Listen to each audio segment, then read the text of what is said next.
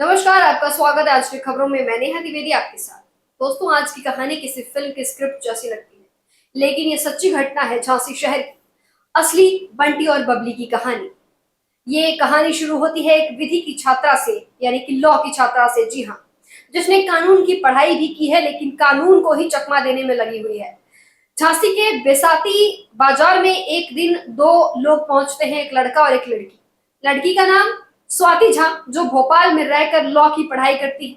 उसके साथ उसका दोस्त लकी वर्मा, जो पेशे से रंगाई पुताई का काम करता है। दोनों अंदर जाते हैं और सीधे एक सोने की चेन खरीदने की बात करते हैं, जिसकी कीमत होती है 50,800 रुपए। दुकानदार को लगा सामान्य ग्राहक हैं, लड़की पढ़ी लिखी लग रही है, लड़का भी सादा है।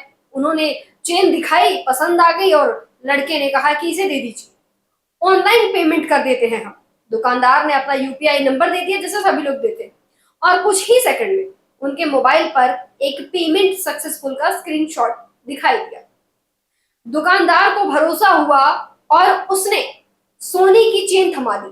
और अब पेश है हमारे झांसी संवाददाता मोहम्मद कलाम कुरैशी की खास रिपोर्ट। शाम को जब दुकानदार ने अपना खाता चेक किया तो पैसा आया है कि नहीं, फिर समझ आया कि कुछ गड़बड़ है। दुकानदार सीधा पुलिस थाने पहुंचा और शिकायत दर्ज कराई।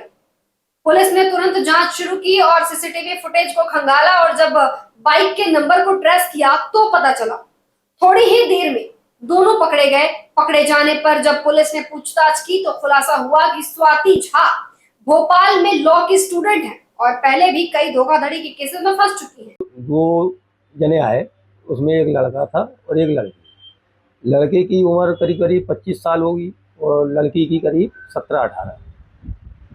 तो उन्होंने हमसे जंजीर मांगी कि जंजीर दिखा दीजिए, सोने की जंजीर, और उसकी कॉस्ट करीब 50-60 हज़ार के बीच में हो। तो उसी हिसाब से हमने 4 ग्राम की करीब की जंजीर उन्हें दिखाई। उसकी कॉस्ट हुई थी 50,800 रुपये। तो उन्होंने जंजीर पसंद की और पेमेंट के लिए उन्होंने कहा कि आप अपना क्यूआर नंबर दीजिए, तो उस पर हम पेमेंट करते हैं। तो पेमेंट उन्होंने किया और उसके बाद उन्होंने स्क्रीनशॉट दिया हमें, और जब तक हमने चेक किया पेमेंट, जब तक वो एकदम भाग गए। हाँ, फिर उसके बाद हमने कोतवाली में हमने शिकायत की, तो वहाँ पे अभी शिकायत हमारी ले ली है उन्होंने। सर, क्या ये मामला सीसीटीवी में दर्ज हुआ है? हाँ, बिल्कुल हुआ है सर। क्या दिख रहा है उसमें पूरा दोनों मतलब सामान लेते हुए दिख रहे हैं, और उनका गाड़ी नंबर वगैरह सब आ गया है उसमें। वो हमने दे दी। मतलब जो कानून की पढ़ाई कर रही है वही कानून को हिंदी में बना रही है। साथ में उसका साथी लकी वर्मा, जो पुताई का काम करता है, वहीं इस चाल में उसका पार्टनर बना। पुलिस ने दोनों को पकड़कर ठगी गई सोने की चेन बरामद कर ली। और सोचिए, अगर पुलिस थोड़ी देर बाद पहुंचती तो ये दोनों किसी और को अपना शिकार बना रहे होते।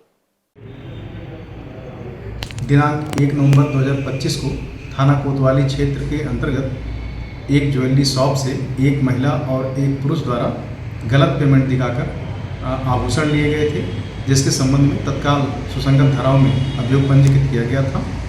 आज दोनों अभियुक्तों की गिरफ्तारी की गई है, जिनके पास से एक चैन, एक बाइक और एक मोबाइल बरामद की गई है।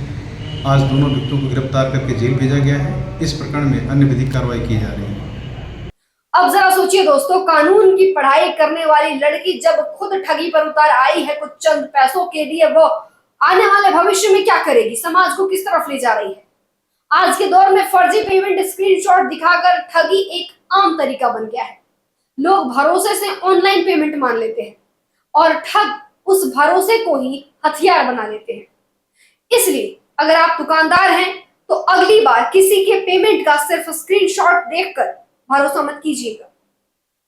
हमेशा बैंक नोटिफिकेशन या ट्रांजैक्शन हिस्ट्री में पैसा आने की पुष्टि करिए, वरना अगला शिकार कहीं आप ना हो जाएं। सावधान रहिए, सतर्क रहिए।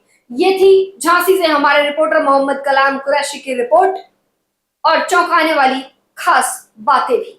आज ठगों के पास डिग्री भी है और दिमाग भी, बस कमी है तो ईमानदारी की। फिलहाल के लिए बस इतना ही। जुड़े रहिए हमारे साथ, देखते रहिए आंचलिक खबरें, अपनी खबर आप तक।